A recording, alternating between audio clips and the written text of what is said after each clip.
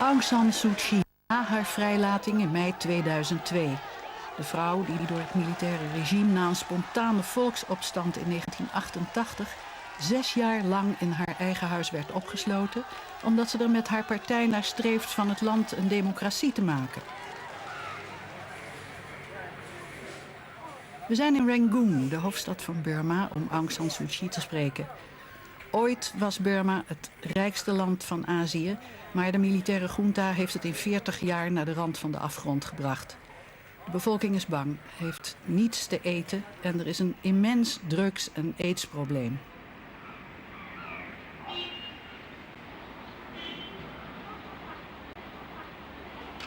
Om een visum te krijgen wordt ons aangeraden om Burma, dat tegenwoordig Myanmar heet, als toerist binnen te komen en vooral niet als journalist. Dus vertrekken we met een klein team, nemen we kleine videocamera's mee en gedragen we ons zo onopvallend mogelijk.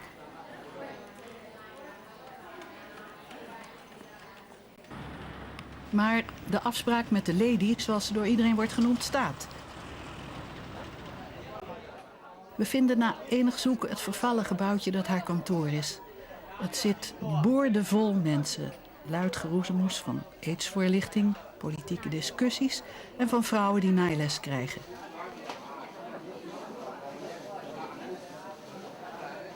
De bandjes met de opname van het gesprek smokkelen we een dag later het land uit.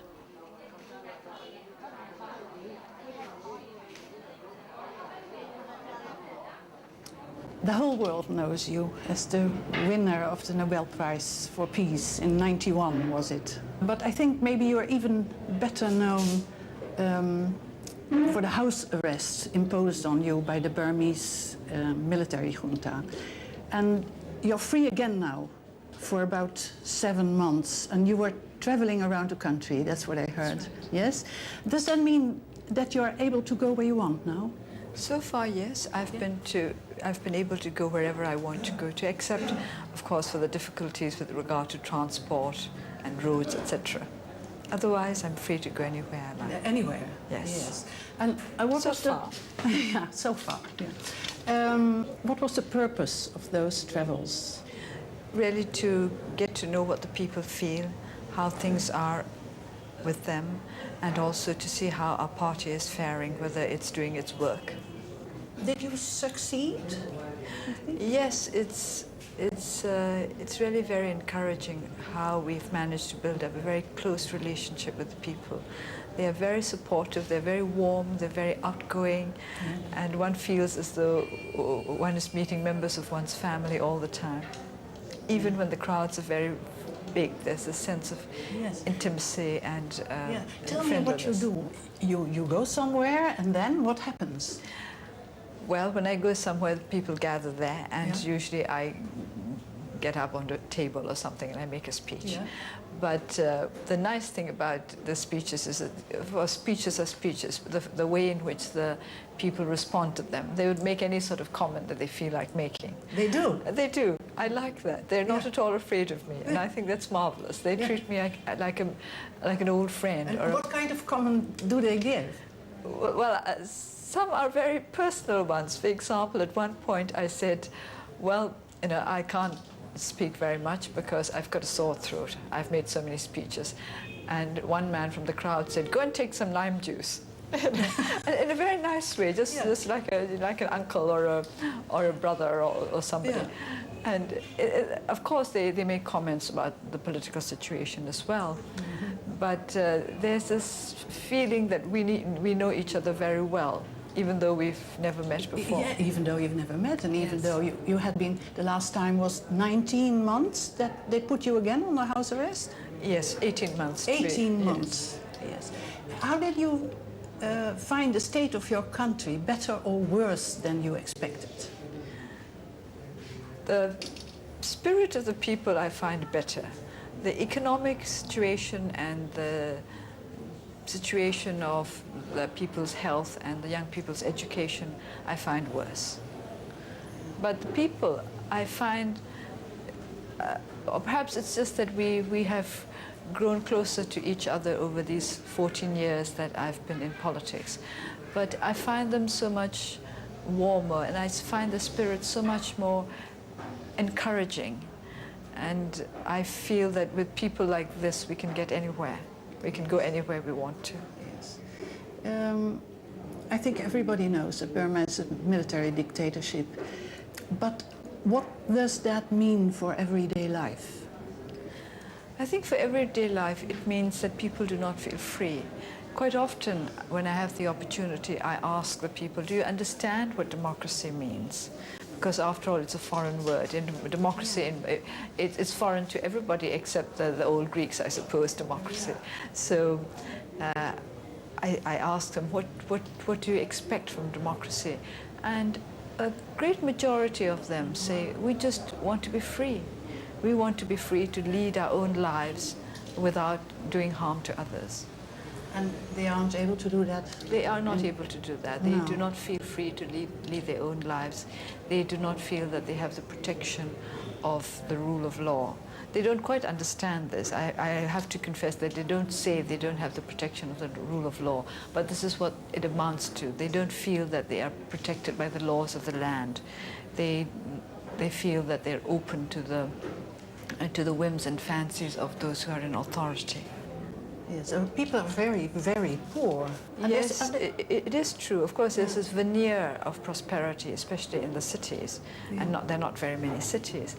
But one of the things that I do say in my speeches is that we are a poor country, and we've got to recognize it. That's nothing to be ashamed of. We don't have to be ashamed of our country because it is poor, but we have to recognize that there's a need to work.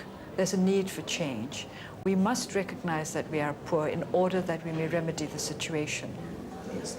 You were born in Burma, but when you were 15 years old, you moved to India because your mother became the Burmese ambassador in India.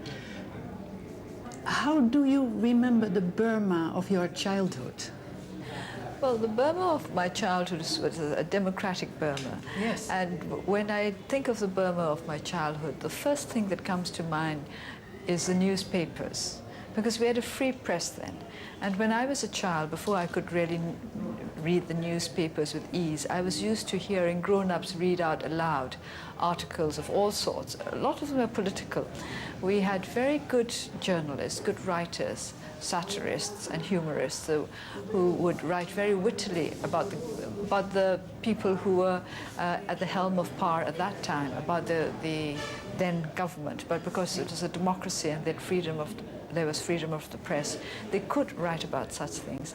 When you were later studying in England, the democratic government was replaced by the military junta.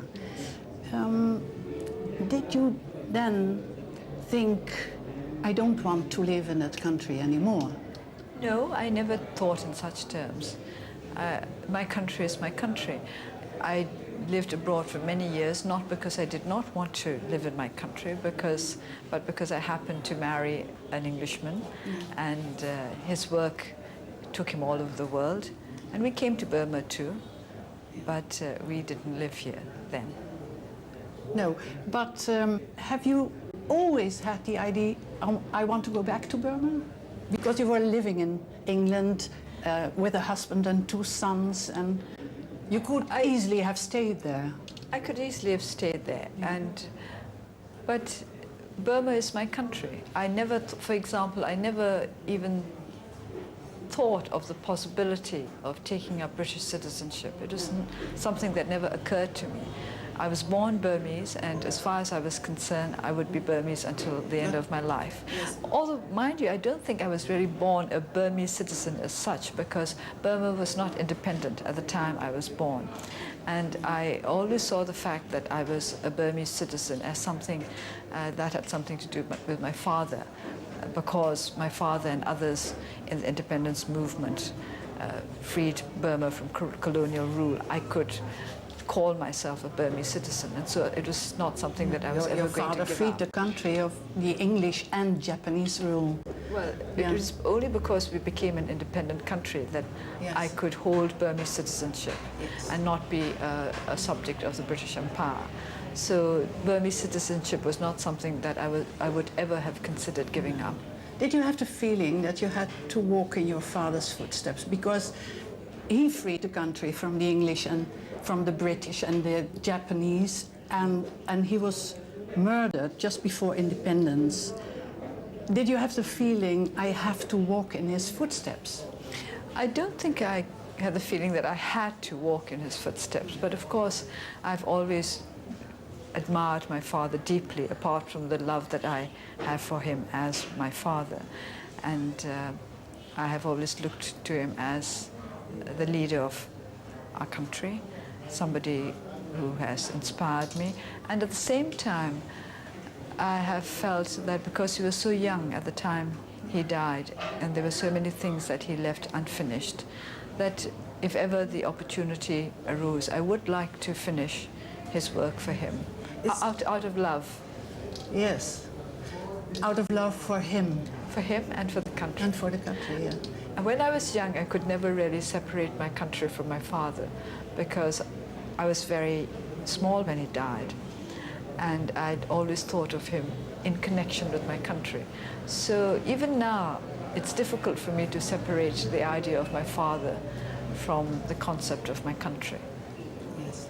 Is that why, even before you were married, you asked your husband, when the time comes, if the time comes that my country needs me, will you give me your support?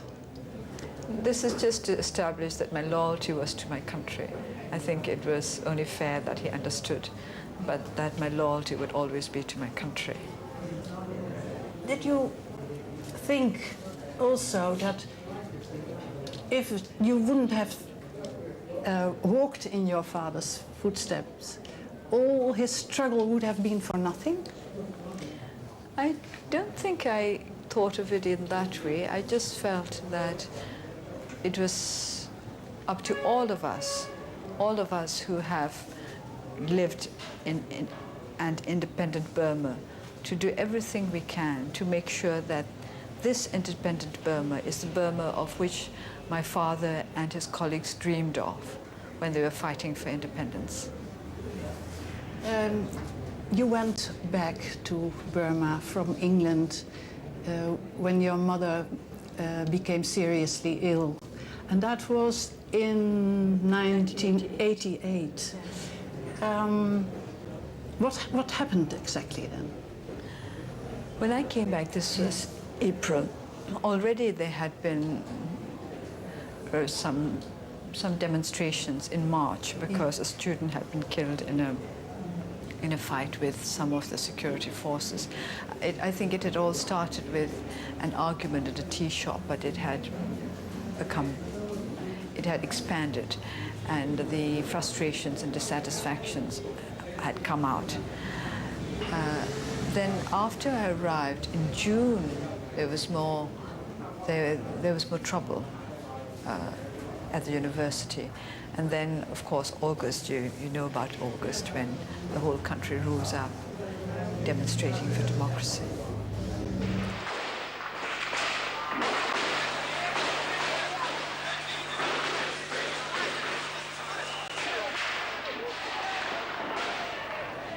And it ended all in a massacre. That was even worse, I think, than on Tiananmen Square.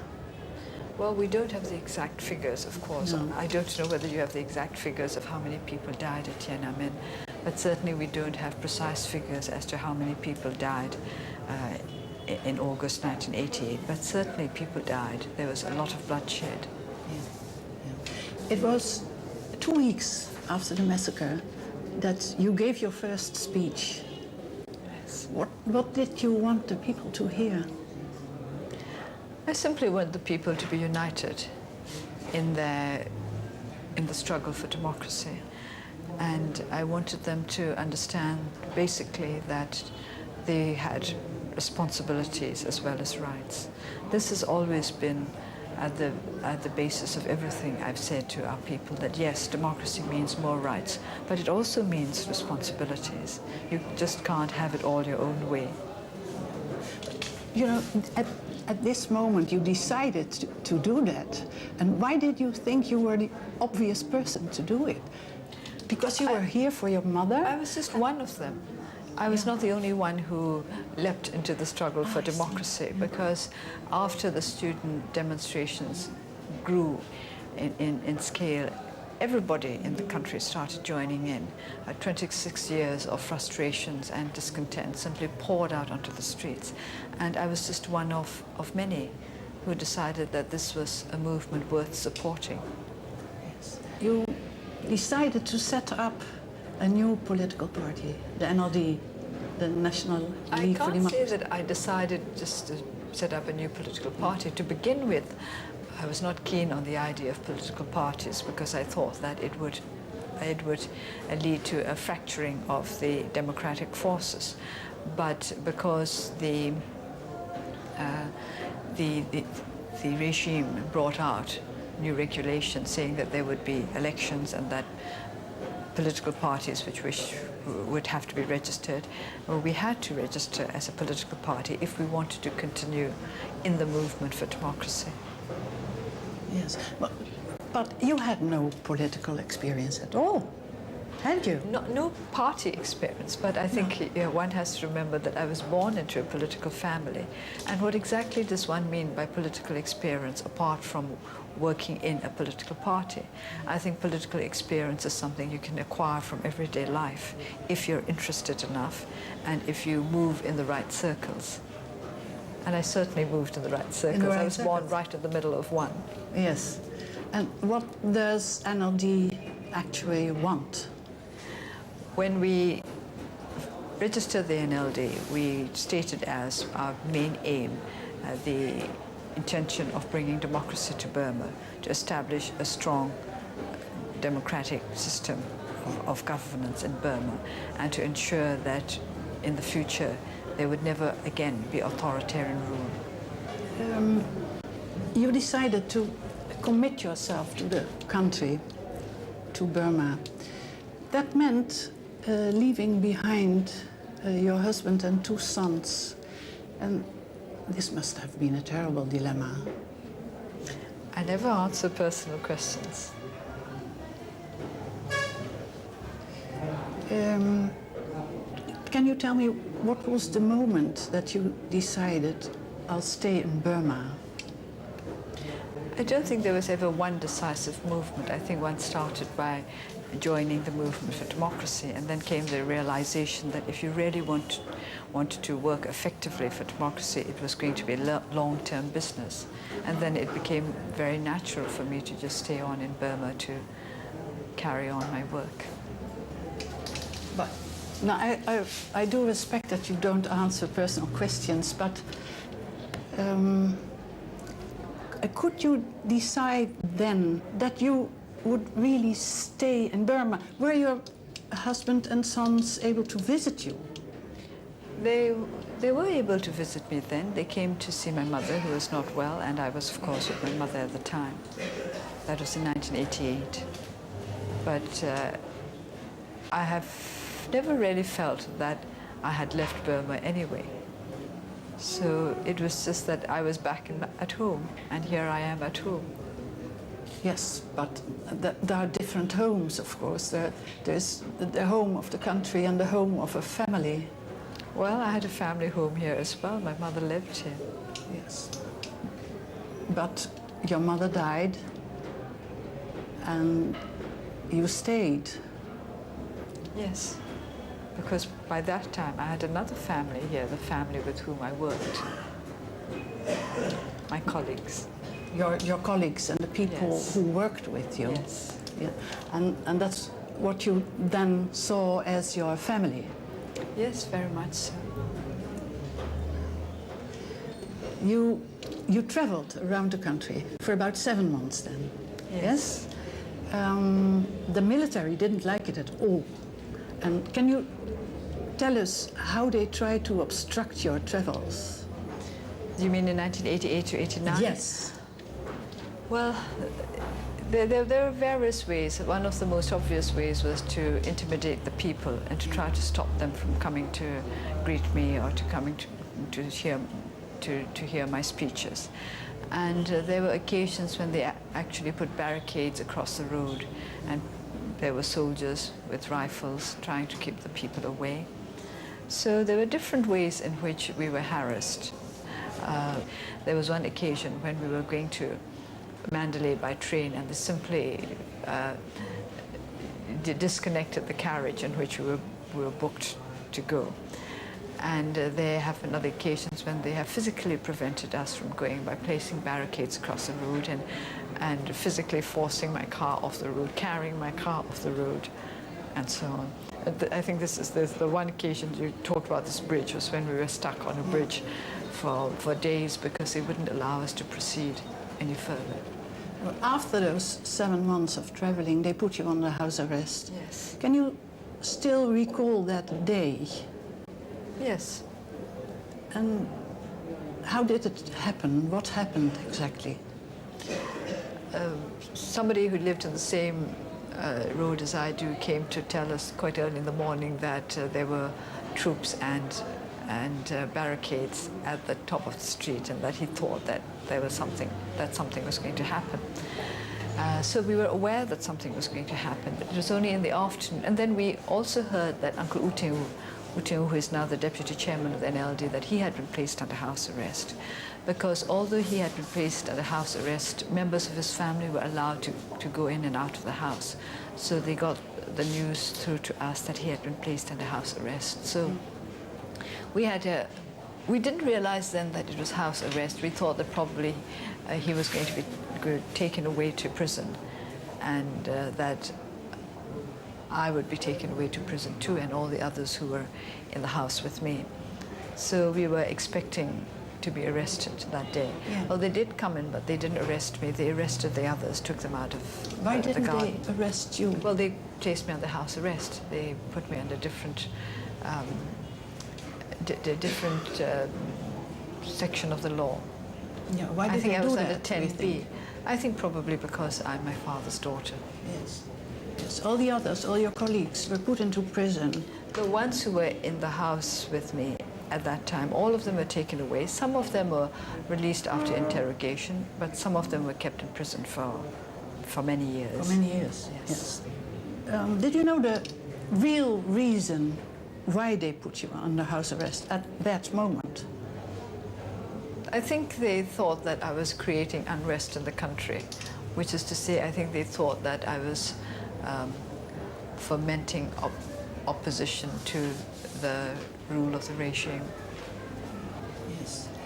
They originally put you under house arrest for 3 years, and then they passed a new law that allowed them to give you another almost 3 years. So Yes. you have been 6 years in your own house, wasn't Yes. it? Yes. How did you spend your days?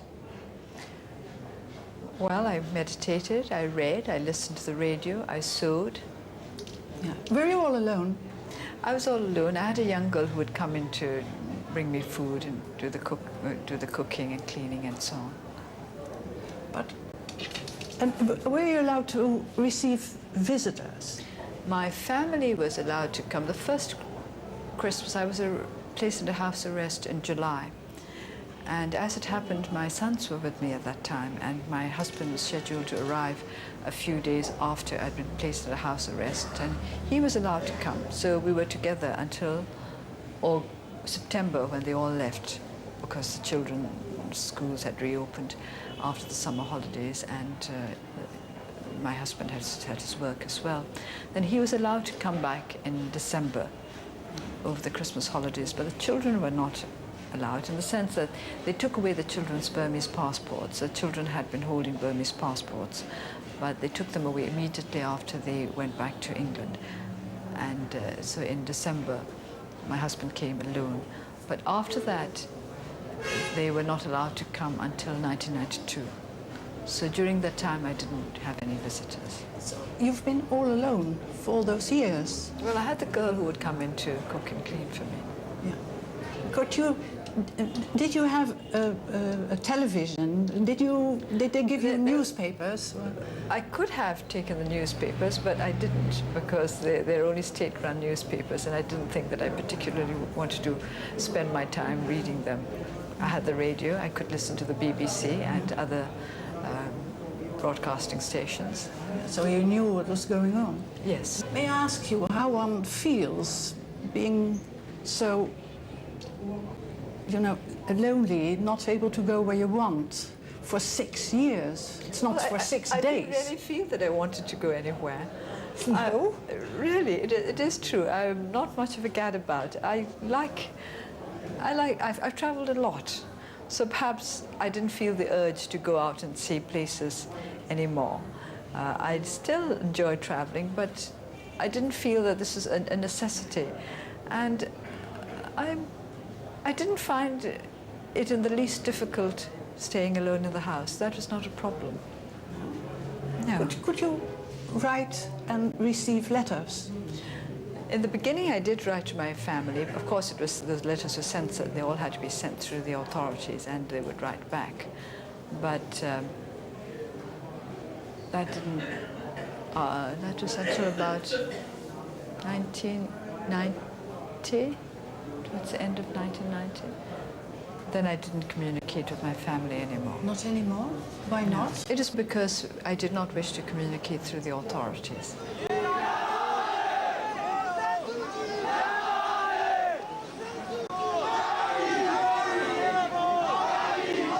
After 1995, you spoke from behind the garden hedge. Yes. Was it? Why was it from behind the garden hedge then? Well, it was just for very practical reasons. There was not that much space out in the road, and the people would just sit by the roadside, and I would just get up behind my gate, you know, Yeah, on the ladder. on chairs, I think, On- you know, on tables and chairs, Yeah. benches piled up. And then you answered their questions Yes, from your garden. that's right. Yeah. You don't do that anymore. Why not? Because they blocked off the road, so people couldn't come anymore to come to listen They to me. blocked the road? Yes, to my house off. It's still blocked It's off. still blocked? Yes. So the only one who can go there are you? Well, other residents in the road can go Yes. and come. Only those who are allowed in by the security guards can come into the road. So your contacts with people are restricted? Not restricted, because I think one could say that people's access to the road where I live and to my house is restricted, but I can see anybody I wish to. If I say, please let these people in, they let them in. In fact, it works out very conveniently for both sides. I can stipulate whom to let into the house and whom not to. So I have to say that this is something that works out well for me, and the authorities have kept to their side of the bargain. They have never tried to stop anybody that I wanted to see. But if the road is blocked to your house, I think you can't say that it's good for you or that you would like it, because... Why? I can see anybody I like. It's inconvenient Then for why is the other road people blocked? in the road. I think it is probably because they do not want the crowds to start coming again to the house. Yeah. And would you have liked the crowd coming again, and that you could speak to them and you could answer the Actually, question? I can go out to the people now, so it is not really necessary for the people to come to me. And if it is more convenient, if the authorities feel that it is more convenient for them to keep the road blocked off, You don't care? I don't care. I don't care is not the right expression. I think that we can compromise on this. We can come to an agreement on this. It's just that I want to be fair to the authorities. I don't want people to think that the road has been blocked off entirely against my will. We discussed this, and we came to an agreement whereby the authorities continue to take charge of security arrangements in that road, and they agreed that there would be no problem about my going anywhere I liked, and there would be no problem about anybody I wanted to see coming to see me. So I think I look upon this as a good compromise, and I think this is the way we have to proceed forward. There has to be give and take. Yeah. I was the last few days reading in a tourist guide, and there's an article of somebody who worked very closely with you. She says, for nearly a year I campaigned with Ma Su until the 20th of July of '89, when she was put under house arrest and I was sent to prison in Rangoon, where I spent nearly 3 years. And she says Ma Su's approach has been highly moral and uncompromising, catching the imagination of the outside world. Unfortunately, it has come at a real price for the rest of us. Sanctions have increased tensions with the government and cost jobs, but they haven't accomplished anything positive. It is a very strange statement, because it sounds as though I had imposed sanctions on Burma. And it sounds as though sanctions were widely imposed all over the country. The only sanctions in place are the ones brought in by the US government, and this is only against new investment from the time when the sanctions were imposed, which means that businesses already established, American businesses already established in Burma before that date continued. And there were not that many either. So the sanctions are very limited. And what she says is in direct contradiction of some of the things said by spokespersons of the military regime in the past, who maintain that the sanctions have not made any difference to them, to the country at all. But what she says is that more isolation, so more, you're asking for more sanctions. I have never asked for more sanctions. I have never asked for sanctions of any kind. I've only supported whatever has been imposed at that time, whatever was imposed at that time. We supported the sanctions, but we were not the ones who asked for sanctions. And we were not the ones who imposed the sanctions anyway. But we supported the sanctions at that time because we believed that it was the right thing to do. And our policy with regard to the sanctions remained unchanged. And we have said that they will remain unchanged until such time as political dialogue is in place. You've chosen to fight for the restoration of Burmese democracy without violent a non-violent struggle. But your father chose to form an army to throw off the British and Japanese yoke. Would he have approved of your choice, do you think? I think so. My father was a very liberal person, and I think he respected different points of view from his, views from his. And also, I think he was very open-minded. And he would have recognized that different situations ask for different solutions. Yes, so he would have approved of your choice. I think he would have approved of my choice. Do you ever have doubts about it? No, I do not have doubts about it, because I think in the long run, violence never pays. No, not even when, even at this time, NLD members, your party members, are arrested and imprisoned. I said in the long run, I don't think violence ever pays. But Nelson Mandela once said, there sometimes comes a moment when it's a crime to go on waging a non-violent struggle. Can you imagine what he meant? I can imagine what he meant. Of course, immediately I think of Gandhiji, who was a great, he was the great non-violent leader of our times, and he always said that non-violence requires a lot of courage. But at one time he said that non-violence requires a lot of courage, but if he had to choose between cowardice and violence, he would certainly choose violence. So I think what he meant was that one has to have the courage to do what is necessary. And of course, there's never the same answer for all times. This is why I said my father would have approved, although for his time he certainly did not choose the path of non-violence. You're free again now, for about 7 months, I think. That's right. People were hoping, and I think you yourself too, for negotiations with the junta, are things already beginning to move? No, there's no political dialogue in place yet. I think we've been very open about this.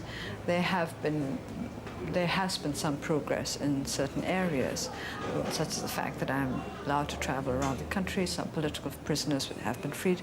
This is, of course, the most important thing, that some political prisoners have been freed, but then there are many others who are still in prison. And it is very important that all political prisoners be freed as a first step towards complete reconciliation. There is a necessity for political prisoners to be freed, and there is a necessity for political dialogue to get into place. What has to happen to start these negotiations? If we knew that answer, the negotiations would have started a long time ago. After all, a dialogue requires two parties, and our side, we are ready all the time for dialogue. Obviously, the military regime are not yet ready to enter into dialogue. And what their problems are, precisely what all their problems are, only they will know. But our duty is to make sure that they understand why it is necessary for political dialogue to take place, and to take place soon. And at the same time, to make them understand that that political dialogue is aimed at bringing the kind of change which will benefit the whole country. It's not it's not a competition. It's not political dialogue is not a process by which we find out whether the NLD is going to win or whether the SPDC is going to win. We have said again and again that the only winner from holding political dialogue should be the people. I think that the most difficult period for you will come when you become president of Burma, because you will have to lead a country with enormous problems, like 3 generations of people who are not properly educated. There is an enormous drugs problem in Burma, the most drugs addicts in the whole of Asia. And if you want to buy if you need a shot of heroin, you just go down the market and get it. So I think the most difficult period for you. Well, I've always said that the most difficult period for us will come after we achieve democracy, because there are those who will abuse the democratic rights. But at the same time, I have great faith in my people. From what I've seen, especially in my recent travels, they are very open to reason, and if you treat them with respect and understanding, they respond in the right way. And while I think there are some who will abuse their democratic rights, I think the great majority of the people of Burma will rise to the challenge, and that together we will be able to overcome the difficulties. Do you occasionally ask if it's worth all the trouble? Because you have grandchildren in the meantime, haven't you? Have you ever seen them? I've seen one of them. Yeah. But the question is it worth all the trouble? Oh, very much so. It's worth all this and more. Yeah. Please explain that to us. Because what we are working for is the future of our country. When I say the future of our country, I mean the future of our people. And even if by the people we think only of those I've actually seen, and of course I haven't seen every single person in Burma. I've seen a lot of people on my travels, but they're just a small fraction of the total population.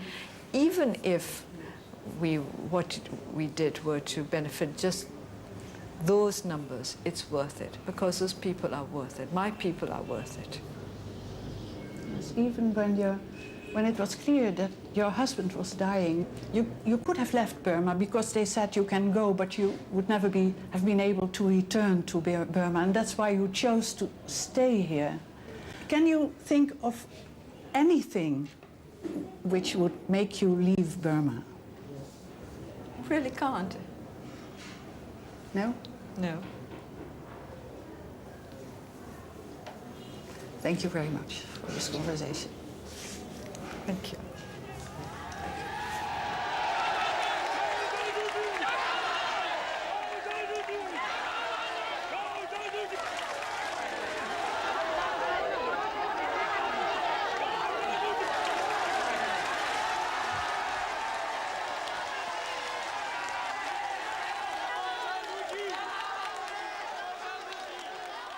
you.